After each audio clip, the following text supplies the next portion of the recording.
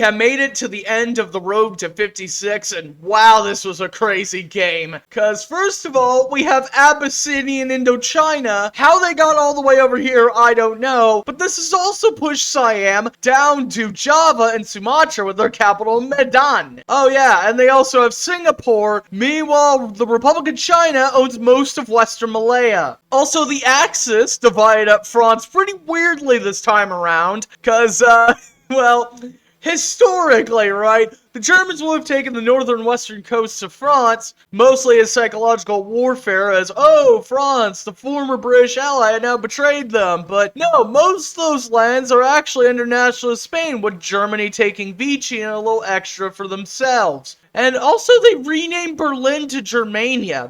Is that a new feature, or am I just that blind? Because before I was only up to man the guns, now I'm all the way up to Trial of Allegiance, you know, the Brazilian DLC. So maybe I'm not entirely up to date, but I'm at least more up to date than before. So a lot of these new features are going to be quite strange to me, I'm sure. Either way, somehow Benito screwed up so hard that he's barely even in Italy. Most of the lands he owns is in the Balkans. But maybe not as bad as Japan, as they're at war with like the entire world, but yet somehow still managed to take the Philippines and most of Indonesia, despite losing Korea and all their Chinese lands. I really don't know how that was possible, but it's still amazing how bad Japan is in these recent games. You know how back in the day we used to make fun of the Italian focus tree and how shit it is? Yeah, that's Japan right now, as we now have a Brazilian focus tree, and we're going to be getting an Iranian focus tree before we get an up-to-date Japanese focus tree.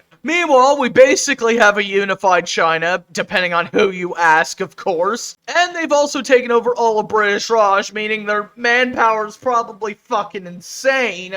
Oh yeah, holy shit! Oh, just a casual 105 million manpower. You know, just normal Chinese things. Meanwhile, you know, Saudi Arabia, the holder of Mecca and Medina, the most holy Islamic cities, yeah, now they've gone communist. To be honest, I didn't even consider that Saudi Arabia could go communist. And I just realized the Allies are attempting a naval invasion in the Netherlands around Breda, of course, because, you know, apparently the Allies are really good at landing inside the Benelux and pushing into German territory. That's just kind of how they defeat Germany a lot of the time. Still, it's not crazy enough for me to tell whether this was just a normal game with the new DLCs or if adding this many ports really changed that much.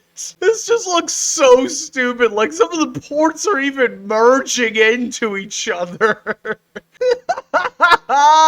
Anyways, let's maybe try to think of a sub goal for, say, 2.5k. That way we can make that push towards monetization, so that way I can make better quality videos for this channel and you guys, my audience. Other than that, I'll see you in the next video. Matani!